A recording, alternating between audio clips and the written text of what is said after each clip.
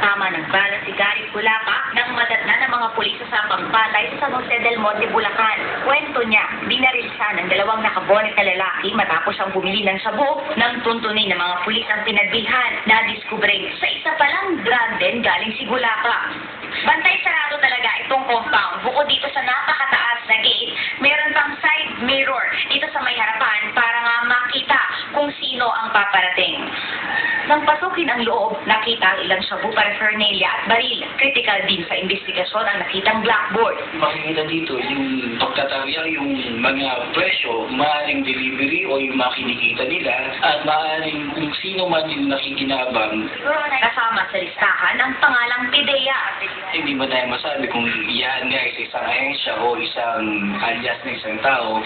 Kasama naman sa drugs watch list ang magkapatid na nakatira sa bahay. Nakatakbo na si Giovanni Catabuy bago makapasok ang mga pulis na iwan ang kanyang kuyang si Maynard.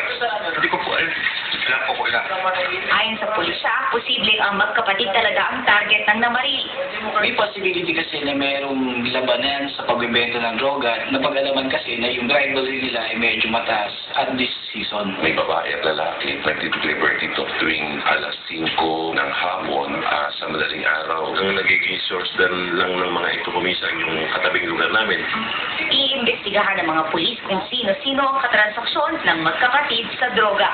Caroline Bonkin para sa Umagang Balita. Patay ang isang lalaki na nakabakbakan